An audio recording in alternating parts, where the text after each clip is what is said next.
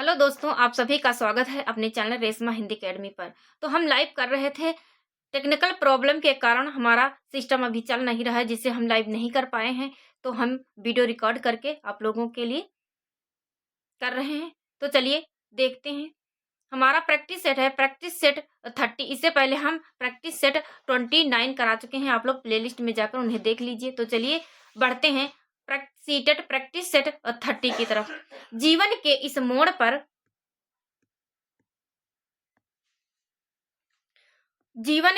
मोड़ पर कुछ भी कहा नहीं जाता कि ड्योढ़ी पर शब्दों के पहरे हैं। हंसते को हंसते हैं, जीने को जीते हैं। साधन सुविधाओं में ज्यादा ही रीते हैं। बाहर से हरे भरे भीतर घाव मरार गहरे हैं। सबके लिए गूंगे हैं, अपने लिए बहरे हैं। तो ये है हमारी काव्य पंक्तियां। यानी कवि कहता है कि जीवन के इस मोड़ पर कुछ भी कहा नहीं जाता। यानी जीवन के इस पड़ाव पर आकर इंसान बहुत सी बातों को चाह कर भी नहीं कह पाता। वह अपनी ड्यूटी यानी कि ड्यूटी पर शब्दों के पहरे हैं। वह अपनी ड्यूटी और जिम्मेदारियों के आगे अपने शब्दों और भावनाओं को दबा देता है। हंसते को हंसते हैं, जीने को जीते हैं। बाहर से वह हंसता हुआ सामान्य और खुशहाल दिखाई देता है। यानी बाहर से इंसान हंसता हुआ और सामान्य खुशहाल दिखाई देता है।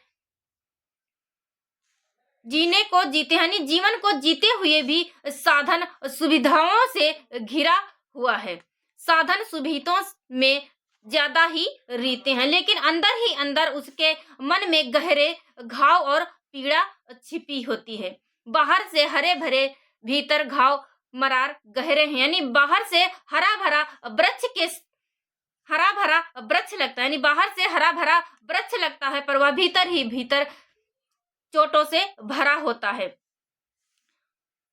सबके लिए गूंगे हैं, अपने लिए बहरे हैं। मगर जब बात अपने आप ही दर्द की आती है, मगर जब बात अपने आप ही दर्द की आती है तो कोई सुनने वाला नहीं होता, या वह स्वयं ही अपने दुखों को अनसुना कर देता है। संक्षेप में हम कह सकते हैं कि कवि मानव जीवन की बाहरी चमक यानी यह कविता मानव जीवन की बाहरी चमक दमक और अंदर छिपे दर्द जिम्मेदारियों के कारण भावनाओं को दबाने और दूसरों के लिए संवेदनशील लेकिन अपने लिए असहाय हो की स्थिति को व्यक्त करती है। तो ये है हमारी काव्य पंक्तियां। तो चलिए इन काव्य पंक्तियों से जो प्रश्न बनते हैं उन प्रश्नों की तरफ। प्रश्न 1 है, कुछ भी कहा नहीं जाता, ऐसा क्यों? ए, साधन सुविधाओं के अभाव के कारण। बी है बंधन और बेबसी के कारण। सी, गूंगा होने के कारण। या फिर डी है भीतर के घावों के कारण। तो ये है हमारा प्रैक्टिस सेट सीटेट, जो कि 2016 में आया था। 2016 का सीटेट पीवाईक्यू है। जैसा कि हम पहले भी बता चुके हैं कि हम जितने भी अब तक पीवाईक्यूज हुए हैं सभी को एक प्लेलिस्ट में बना देंगे। आप लोगों को सुविधा होगी, एक जगह सारे प्रैक्टिस सेट मिल जाएंगे और आप लोग उन्हें देख सकेंगे। तो कुछ भी कहा जाता नहीं, ऐसा क्यों? तो इसका सही आंसर है बी, बंधन और बेबसी के कारण। क्या है? तो बंधन और बेबसी के कारण कुछ भी कहा नहीं जाता। चलिए बढ़ते हैं अगले प्रश्न की तरफ। अगला प्रश्न है प्रश्न 2, यानी कविता के पंक्तियों में मुख्यतः बात की गई है।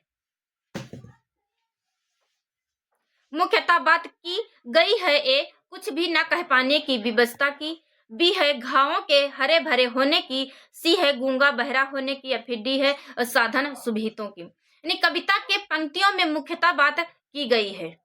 तो प्रश्न 2 का सही आंसर आप लोग कमेंट बॉक्स में कमेंट जरूर करिए, और चैनल पर पहली बार आए हैं तो चैनल को सब्सक्राइब करिए, वीडियो को लाइक करिए, ज्यादा से ज्यादा शेयर करिए, ताकि इसी तरह के बेहतरीन वीडियोस आप लोगों तक पहुंचे और आप लोग उन्हें देख सकें। तो प्रश्न 2 का सही आंसर है ए, यानी कविता के पंक्तियों में मुख्यतः बात की गई है, कुछ भी न कह पाने की विवशता की। चलिए बढ़ते हैं अगले प्रश्न की तरफ।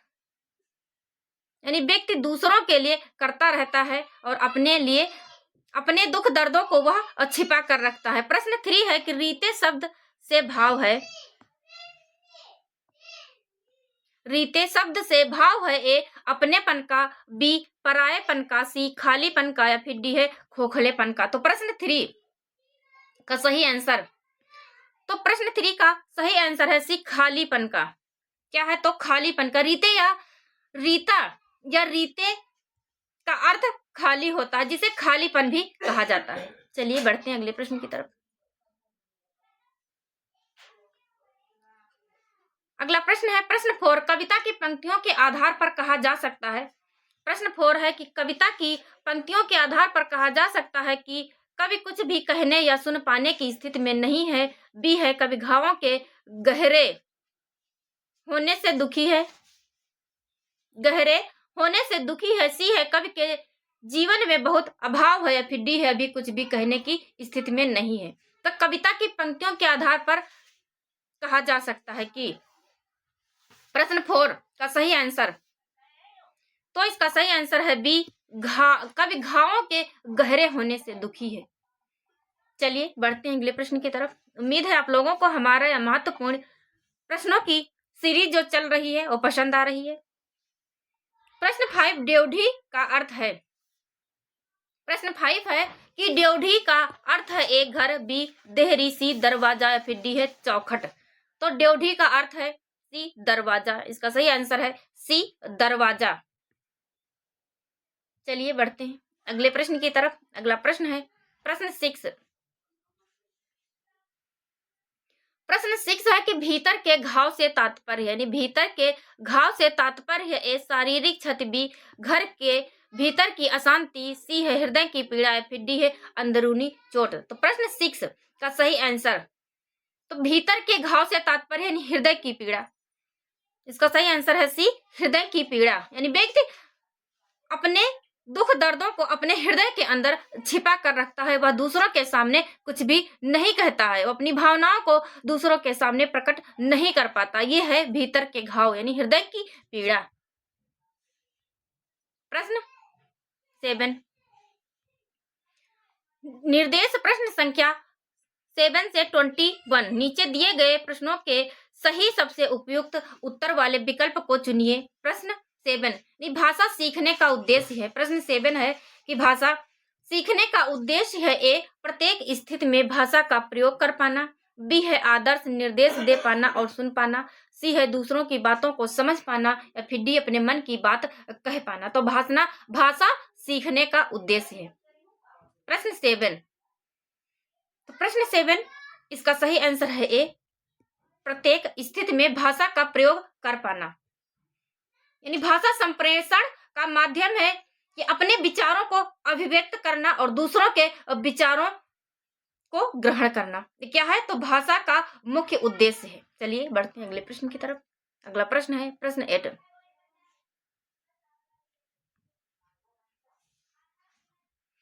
प्रश्न 8 है कि बच्चों के भाषाई विकास में समाज की महत्वपूर्ण भूमिका होती है। यह विचार किसका है? यह विचार किसका है? ए पियाजे, बी स्किनर, सी चॉम्स्की, या फिर डी वाइगोत्स्की। तो क्या है? बच्चों के भाषाई विकास में समाज की महत्वपूर्ण भूमिका होती है। यह किसका कथन है? तो यह कथन है डी वाइगोत्स्की का। यानी बच्चों के भाषाई विकास में समाज की महत्वपूर्ण भूमिका होती है। यह विचार मनोवैज्ञानिक वाइगोत्स्की का है। उनके अनुसार बच्चे की भाषा बच्चे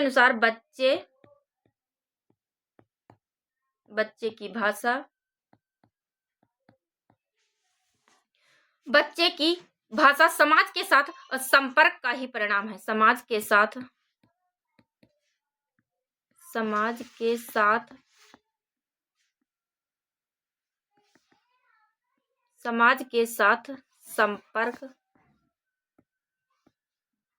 संपर्क का परिणाम है।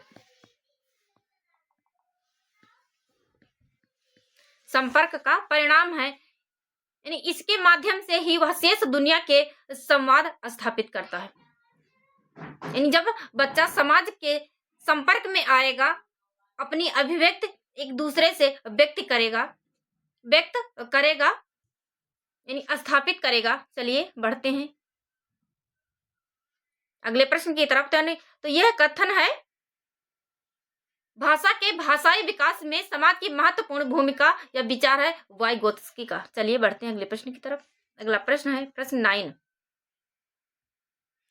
प्रश्न 9 है कि विद्यार्थियों का भाषाई विकास समग्रता से हो, इसके लिए सबसे उपयुक्त अनुशंसा होगी। ए, शब्दकोश एवं विश्व कोश के प्रयोग की। बी है भाषा प्रयोग के विभिन्न अवसरों की। सी है सतह एवं व्यापक आकलन की। या फिर डी है उत्कृष्ट पाठ्य पुस्तकों की। तो विद्यार्थियों का भाषाई विकास समग्रता से हो सके, इसके लिए सबसे उपयुक्त अनुशंसा है। तो प्रश्न 9 का सही आंसर है 3 सी, यानी सतत एवं व्यापक आकलन। सतत एवं व्यापक आकलन। चलिए बढ़ते हैं अगले प्रश्न की तरफ। तो हम पीवाईक्यू करा रहे हैं। ये पीवाईक्यू है सीटेट 2016 फरवरी में जो एग्जाम हुआ था उसी का सेट हम लेकर आए हैं। प्रश्न 10, लिखित भाषा का प्रयोग है। लिखित भाषा का प्रयोग है ए, केवल प्रतिवेदन लेखन के लिए किया जाता है। बी है कार्यालयिक कार्यों के लिए ही किया जाता है। फिर सी है अपनी अभिव्यक्ति के लिए किया जाता है। फिर डी केवल साहित्य सृजन के लिए किया जाता है। तो लिखित भाषा का प्रयोग प्रश्न 10 का सही आंसर, तो इसका सही आंसर है सी, यानी अपनी अभिव्यक्ति के लिए किया जाता है। लिखित भाषा का प्रयोग अपनी अभिव्यक्ति के लिए किया जाता है, यानी हम क्या लिख रहे हैं उसे अभिव्यक्त करने के लिए लिखित भाषा का प्रयोग करते हैं। चलिए बढ़ते हैं अगले प्रश्न की तरफ। अगला प्रश्न है प्रश्न 11। प्रश्न 11 है कि भाषा की कक्षा में भाषण खेलों का आयोजन मुख्यतः ए, भाषा सीखने की प्रक्रिया में स्वाभाविकता लाता है। बी है आकलन का काम करता है। सी रोचकता और जोश लाता है। फिर डी अध्यापक के काम को सरल बनाता है। प्रश्न 11 भाषाई है, भाषा की कक्षा में भाषाई खेलों का आयोजन मुख्यतः। तो प्रश्न 11 का सही आंसर है सी, रोचकता और जोश लाता है।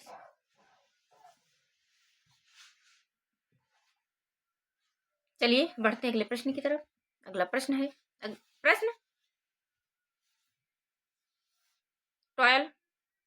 तो प्रश्न 12 है कि कविता कहानियों पर चर्चा करने एवं प्रश्न पूछने का उद्देश्य ए, भाषा की विभिन्न छटाओं का अनुभव कराना। बी है कल्पनाशीलता का पोषण करना मात्र। सी है भाषा सीखने का आकलन करना मात्र। या फिर डी है साहित्य के प्रति बच्चों की रुचि जागृत करना। प्रश्न 12। चैनल पर पहली बार आए तो चैनल को सब्सक्राइब करिए, वीडियो को लाइक करिए, ज्यादा से ज्यादा शेयर करिए ताकि इसी तरह के बेहतरीन वीडियोस आप लोगों तक पहुंचे और आप लोग उन्हें देख सके। तो प्रश्न 12 का सही आंसर है बी, कल्पनाशीलता का पोषण करना मात्र, यानी कविता कहानियों पर चर्चा करने एवं प्रश्न पूछने का उद्देश्य कल्पनाशीलता का पोषण करना मात्र है। चलिए बढ़ते हैं अगले प्रश्न की तरफ। कल्पना यानी काल्पनिक कहानियां, काल्पनिक कविताएं। प्रश्न 13। तो प्रश्न 13 है कि भाषा का अस्तित्व एवं विकास। भाषा का अस्तित्व एवं विकास डैश के बाहर नहीं हो सकता। ए परिवार, बी साहित्य, सी समाज, या फिर डी है विद्यालय। तो प्रश्न 13, भाषा का अस्तित्व एवं विकास डैश के बाहर नहीं हो सकता। इसका सही आंसर है सी, यानी समाज। क्या समाज के बाहर नहीं हो सकता, यानी मनुष्य एक सामाजिक प्राणी है। मनुष्य कैसा प्राणी है? तो मनुष्य एक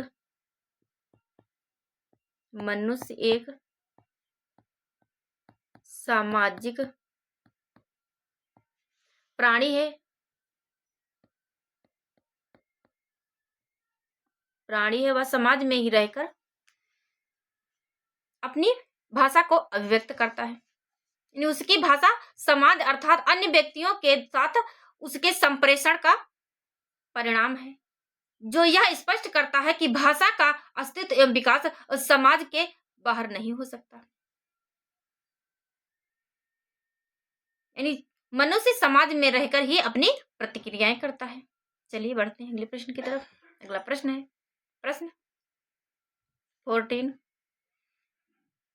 तो प्रश्न 14 है, किसी समावेशी कक्षा में कौन सा कथन भाषा शिक्षण के सिद्धांतों के अनुकूल है?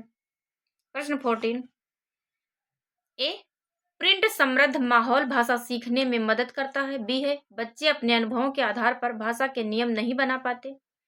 सी है, भाषा विद्यालय में रहकर अर्जित की जाती है। फिर डी, व्याकरण के नियमों का ज्ञान भाषा विकास की गति त्वरित करता है। प्रश्न 14।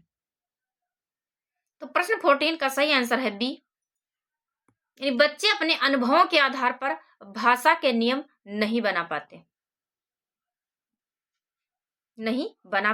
यह कथन समावेशी कक्षा में भाषा शिक्षण के सिद्धांतों के अनुकूल है।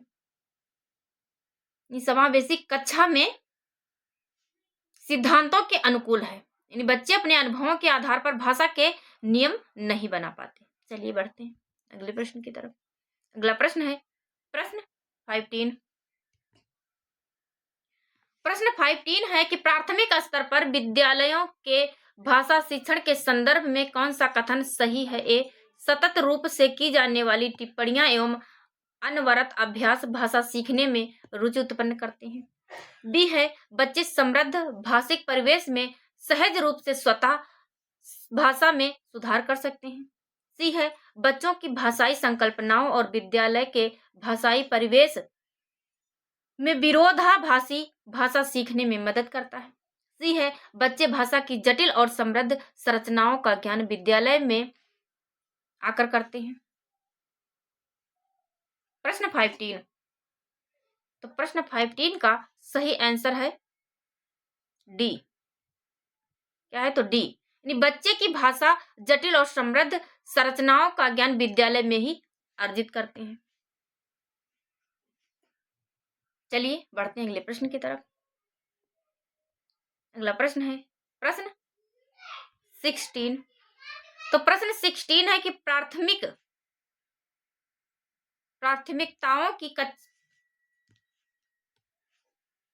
कक्षा में भिन्न भिन्न प्रांतों के अलग अलग भाषा बोलने वाले बच्चों का नामांकन हुआ है। यानी प्राथमिक कक्षा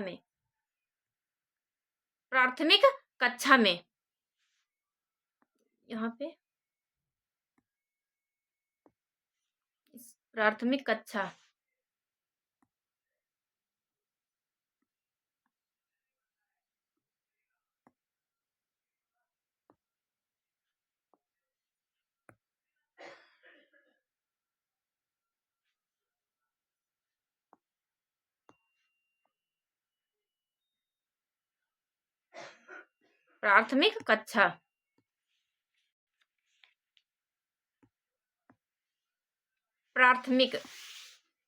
यहाँ पर है प्राथमिक कक्षा में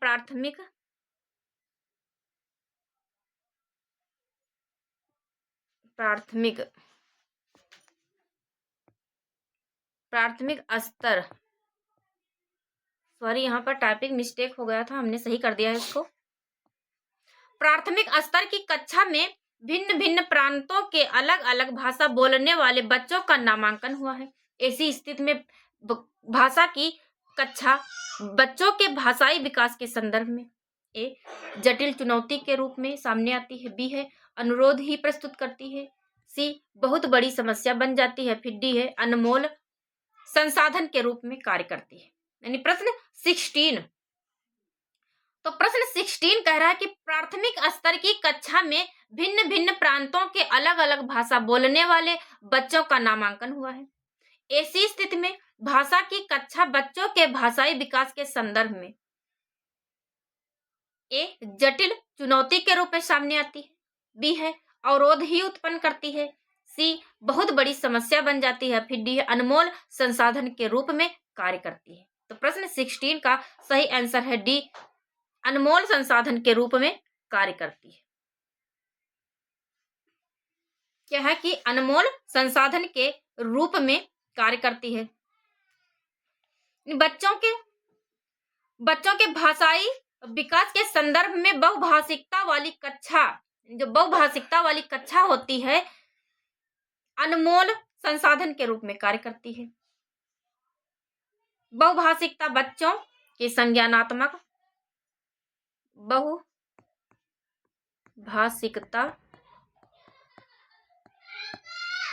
बहुभाषिकता बच्चों के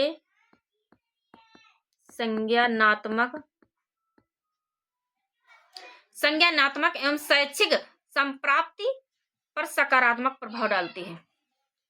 संज्ञानात्मक एवं शैक्षिक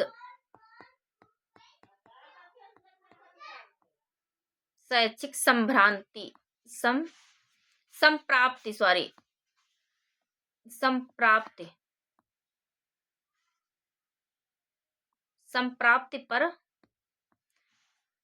सकारात्मक प्रभाव डालती है।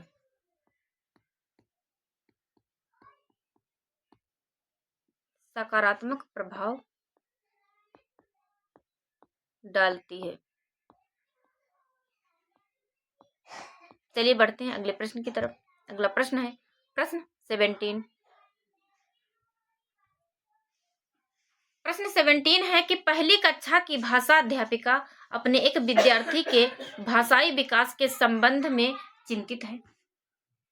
तो चलिए देखते हैं वो किस लिए चिंतित है। ए, विद्यार्थी पठन पाठन में रुचि प्रदर्शित नहीं करता। बी है विद्यार्थी को घर पर बात करने के बहुत कम अवसर मिलते हैं। सी है विद्यार्थी के माता और पिता की मातृभाषा अलग अलग है। या फिर डी विद्यार्थी अपने साथियों से बहुत झगड़ता है। तो प्रश्न 17 का सही आंसर आप लोग कमेंट जरूर करिए। आप लोगों के कमेंट का इंतजार रहता है। कमेंट करिए ताकि हमें ये रिव्यू मिले कि हमारा कंटेंट कैसा है, आप लोगों को पसंद आ रहा है या नहीं आ रहा है। तो नहीं आ रहा है तो हम इसे और बेहतर करने की कोशिश करेंगे। तो प्रश्न 17 का सही आंसर है ए, यानी विद्यार्थी पठन पाठन में रुचि प्रदर्शित नहीं करता है। पहली, विद्यार्थी द्वारा पठन पाठन में रुचि प्रदर्शित न करने के कारण कक्षा की भाषा अध्यापिका अपने विद्यार्थी के भाषाई विकास के संदर्भ में चिंतित है। तो इसका सही आंसर है ए, यानी विद्यार्थी पठन पाठन में रुचि प्रदर्शित नहीं करता है। चलिए बढ़ते हैं अगले प्रश्न की तरफ। अगला प्रश्न है प्रश्न 18।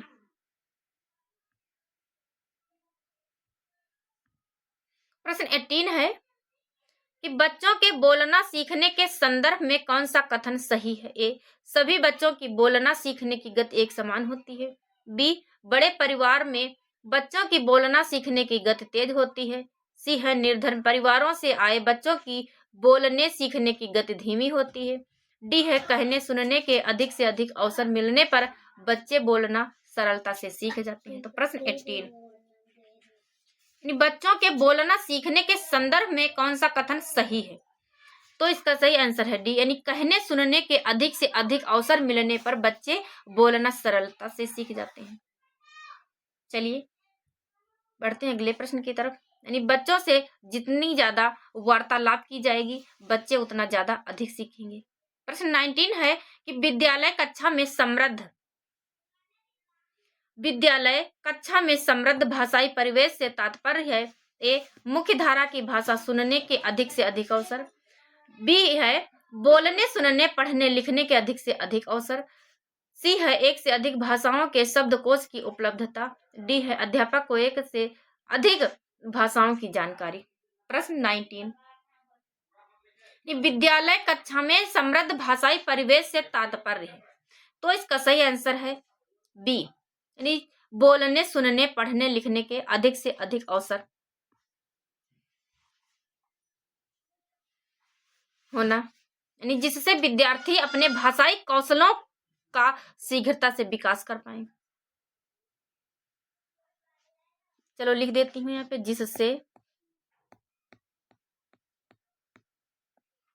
जिससे विद्यार्थी अपने भाषाई कौशलों का, जिससे विद्यार्थी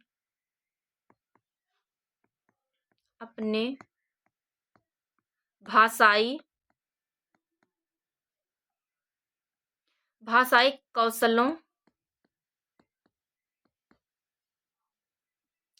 का शीघ्रता से विकास कर पाता है। कौशलों का शीघ्रता से विकास कर पाता है। विकास कर पाता है। चलिए बढ़ते हैं अगले प्रश्न की तरफ। अगला प्रश्न है प्रश्न 20। प्रश्न 20 है कि अपने विद्यार्थियों के भाषा संबंधी क्रमिक विकास का आकलन करने के लिए आपकी निर्भरता मुख्य रूप से किस पर है? ए, पोर्टफोलियो के अवलोकन पर, बी, मौखिक कार्य करवाने पर, सी, गृह कार्य की उत्तर पुस्तिकाओं के अवलोकन पर, डी, कक्षा कार्य के अवलोकन पर। तो अपने विद्यार्थियों के भाषा संबंधी क्रमिक विकास का आकलन करने के लिए आपकी निर्भरता मुख्य रूप से किस पर है? तो इसका सही आंसर है ए, पोर्टफोलियो के अवलोकन पर। चलिए बढ़ते हैं अगले प्रश्न की तरफ। अगला प्रश्न है प्रश्न 21। आपके विद्यार्थी पाठ में आए नवीन अपरिचित शब्दों के अर्थ जान सके, इसके लिए आप क्या करेंगे? प्रश्न 21। पाठ के अंत में दिए गए शब्दार्थ देखने के लिए कहेंगे, बी, शब्दकोश देखना सिखाएंगी, सी है शब्द का अर्थ लिखकर बताएंगी, या फिर डी, पाठ के शब्द संदर्भ में अर्थ समझने की स्थिति पैदा करेंगी। प्रश्न 21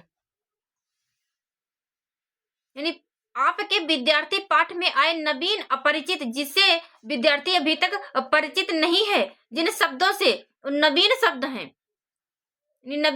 हैं, जिससे बच्चे अभी तक परिचित नहीं हुए हैं, यानी अपरिचित हैं, शब्दों के अर्थ जान सकें, इसके लिए आप क्या करेंगे?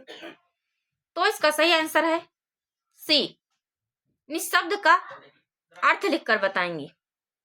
क्या करेंगे? तो शब्द का अर्थ लिखकर बताएंगे। चलिए बढ़ते हैं अगले प्रश्न की तरफ। निर्देश प्रश्न संख्या 22 से 30 नीचे दिए गए गद्यांश को पढ़कर पूछे गए प्रश्नों के सही सबसे उपयुक्त उत्तर वाले विकल्प को चुनिए। माँ कहती है, रमेश मीना क्यों रो रही है? यानी माँ रमेश से कह रही है कि मीना क्यों रो रही है? रमेश कहता है, मैंने चांटा मारा था, मुझे पढ़ने नहीं दे रही थी। यानी रमेश अपनी माँ से कहता है, मैंने चांटा मारा था, मुझे पढ़ने नहीं दे रही थी। फिर माँ कहती है, लेकिन तुम इस समय क्यों पढ़ रहे हो? यह भी कोई पढ़ने का समय है क्या? आजकल पढ़ाई 24 घंटे की हो गई है। दिमाग है या मशीन? और क्या पढ़ने के लिए बहन को पीटना जरूरी है? रमेश। इसके बाद रमेश कहता है कि माँ पढ़ूंगा नहीं तो कक्षा में अव्वल कैसे आऊंगा? मुझे तो फर्स्ट आना है।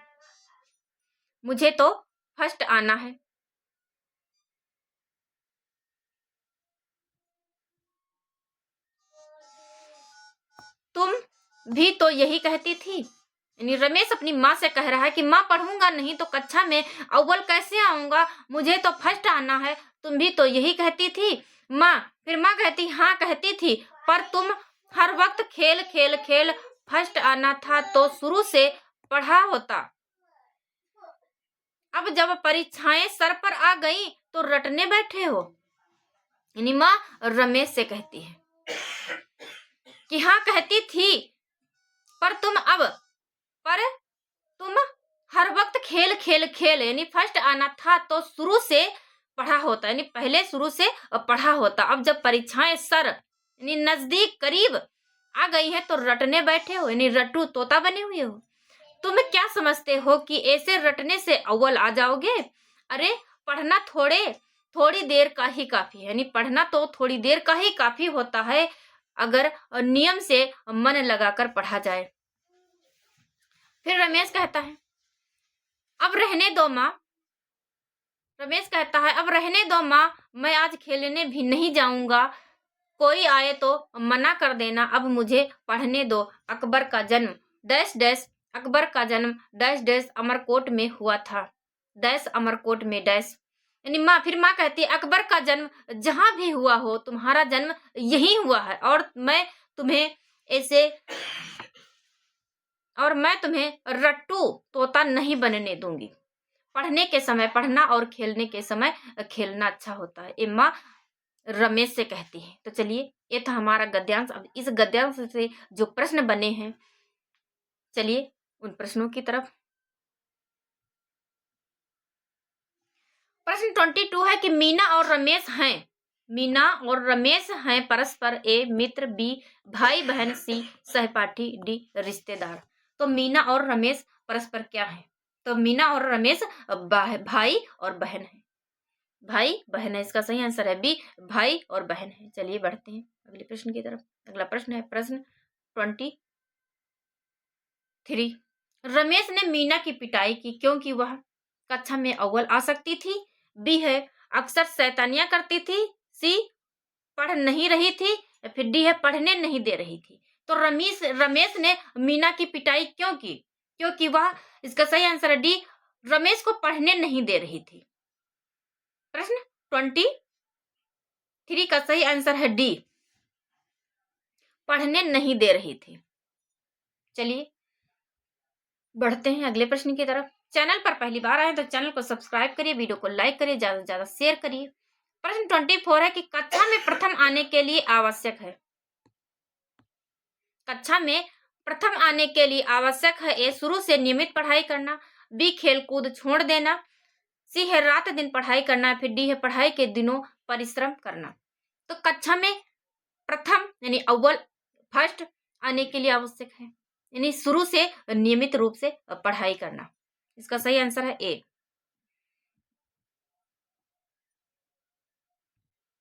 प्रश्न 25, यह भी कोई पढ़ने का समय है, प्रश्न का आशय है, ए पढ़ने का कोई समय नहीं होता है, बी वह समय पढ़ने का नहीं है, सी यह भी पढ़ने का एक समय है, या फिर डी यह पढ़ने का ही कोई समय है।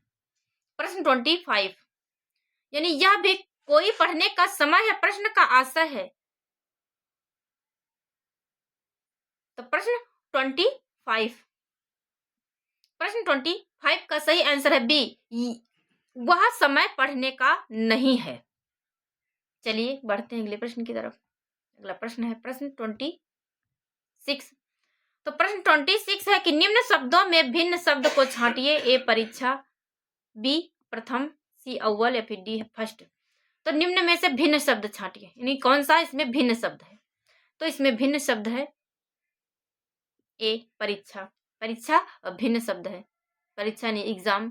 प्रथम, अव्वल और फर्स्ट ये एक ही शब्द है, यानी भिन्न शब्द को छांटना है, तो इसका सही आंसर है ए परीक्षा। प्रश्न 27। प्रश्न 27 है कि कौन सा विशेषण रमेश के लिए उपयुक्त है? ए रट्टू तोता, बी लापरवाह, सी पढ़ाकू, या फिर डी है परिश्रमी। यानी कौन सा विशेषण रमेश के लिए उपयुक्त है? तो इसका सही आंसर है ए रट्टू तोता, यानी रमेश रट कर याद कर रहा था, पढ़ रहा था, क्योंकि एग्जाम नजदीक आ रहा था। रट्टू तोता, इसका सही आंसर है ए रट्टू तोता। प्रश्न 28, पर तुम का भाव है, यानी पर तुम का भाव है, ए पर तुमने पढ़ना छोड़ दिया, बी पर तुम पढ़ते ही रहे, सी है पर तुमने ध्यान नहीं दिया, फिर डी है पर तुमने रटना ही सीखा है। प्रश्न 28। तो प्रश्न 28 का सही आंसर ए पर तुमने पढ़ना छोड़ दिया, यानी पर का भाव है पर तुमने पढ़ना छोड़ दिया। रमेश द्वारा अपने विषय को रटने पर उसकी माँ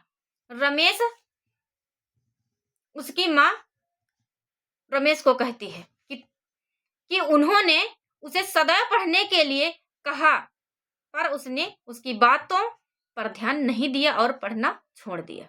चलिए पढ़ते हैं अगले प्रश्न की तरफ। अगला प्रश्न है प्रश्न 29। प्रश्न 29 है कि अकबर का जन्म कहाँ हुआ था? ए आगरा, बी अमरकोट, सी दिल्ली या फिर डी फतेहपुरी। प्रश्न 29। तो प्रश्न 29 का सही आंसर है बी अमरकोट, यानी अकबर का जन्म अमरकोट में हुआ था। अगले प्रश्न की तरफ बढ़ते हैं। अगला प्रश्न है प्रश्न 30। तो प्रश्न 30 है बहुत निकट आना के लिए मुहावरा है। ए अव्वल आना, बी तोता रटंत, सी पास आना, फिर डी है सर पर आना। तो ये है आप लोगों के लिए होमवर्क। आप लोग कमेंट करके प्रश्न 30 का आंसर करिए। आप लोगों के कमेंट का इंतजार रहेगा। चैनल पर पहली बार आए तो चैनल को सब्सक्राइब करिए, वीडियो को लाइक करिए, ज्यादा से ज्यादा शेयर करिए, ताकि इसी तरह के बेहतरीन वीडियोस आप लोगों तक पहुंचे और आप लोग उन्हें देख सकें। उम्मीद है आप लोगों को हमारे यह महत्वपूर्ण प्रश्नों की सीरीज पसंद आ रही है। मिलते हैं एक नई उम्मीद, नई एनर्जी और एक नए प्रैक्टिस सेट को लेकर। तब तक आप लोग हमारे इस प्रश्नों के संकलन को देखते रहिए। Thank you.